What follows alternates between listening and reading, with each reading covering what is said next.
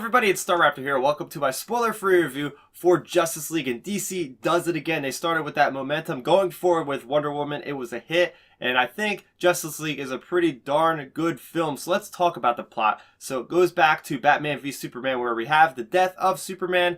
If that's a spoiler to you guys, the movie's like 2 years old, so you should have seen it by now. So anyway, we have Earth without a guardian protecting it, and that leads this particular alien character to come back to Earth after he's been exiled to try to conquest and try to take it over. So you have Bruce Wayne, and he's trying to get these people together, these superhumans that he knows from all over the world, to try to combat this evil. So let's get into the things I like. So first off, I like the new additions, particularly the Flash and Cyborg. So you have Ezra Miller portraying the Flash, and I think he does a pretty darn good job because I love the Flash on the CW, and I just love his frantic kind of personality, and he brings a lot of the humor to this film. I also really enjoy Cyborg and how he's really kind of trying to go on with being a completely different human now because he's being melded with a machine. So you see him really struggling and see him trying to figure out what he's doing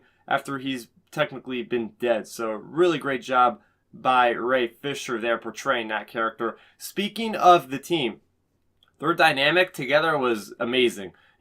Going from halfway to the end of the movie, you really get the feeling that there's a lot of chemistry between these characters. They're thrust together through various means of this evil person coming down to their planet, and they really kind of mesh well. Not even that, with their action sequences, you see a lot of them using their abilities in cohesion, which is really, really sweet to see. And the humor was really great. You could really tell that Joss Whedon did some of this humor because it did feel very much like the Avengers. And we do know that Joss Whedon took over directing after the tragic events that surrounded Zack Snyder. So we do know he did like post-production. I'm not sure if he did reshoots or not, but I could definitely tell there was a little bit of Joss Whedon influence in there.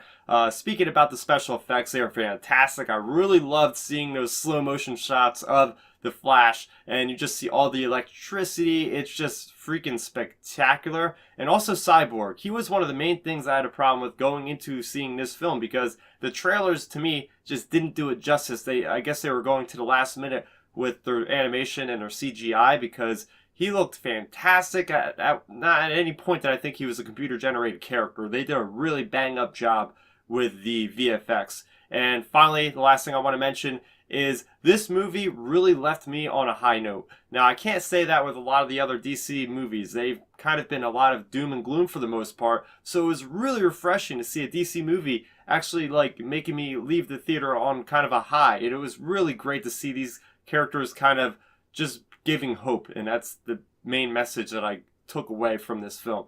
As much as I enjoyed the film, there are some negatives that I have to point out. First off, I think they squeezed a lot of stuff in the first, maybe third half of the film, and it was a lot of characters, a lot of traveling from here to there, and it was just kind of like, okay, I can't really keep track too much. Plus, we're introducing 3 new characters. They introduced the Flash and Cyborg pretty well with their backstories, but I really felt like after leaving the theater, I really didn't know that much about Aquaman, and it's a shame because I would have thought they would have introduced each one of these characters in their own first standalone movie, just like Marvel does.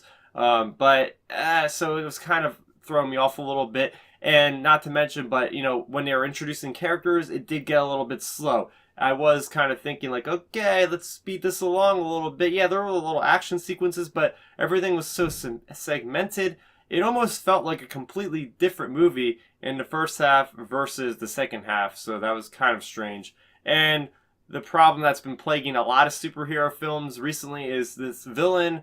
It just really didn't resonate with me. The villain just seemed like the only purpose the villain was there was to give the Justice League a reason to exist and a reason for Bruce Wayne to get these characters together, which is fine, but I would have liked a little bit more out of the villain.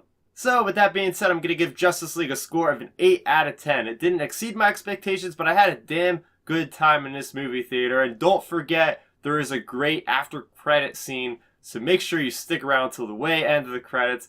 But now I want to hear what you guys thought of Justice League. Let's talk about it in that comment section below. Also, if you're new to the channel, welcome. I have plenty of other content on this channel that I update on a weekly basis. I have lots of Star Wars content, and if you're a fan of Star Wars video games, we have the release of Battlefront 2, so I'm actually playing through the entire single-player campaign. I have a whole playlist on the YouTube channel now, so make sure you check that out. I'm Star Raptor. I want to thank you guys for watching, and bye-bye. Thanks for checking out the video. Please hit that thumbs up symbol. It helps me know that I'm making content that you guys enjoy. And if you enjoyed this video, I also include 2 videos down below you guys should check out. And please consider subscribing to this channel. It helps support me and it notifies you guys of when I get new videos up on the channel. You can also contact me on Twitter, Facebook, and Instagram at StarRaptor.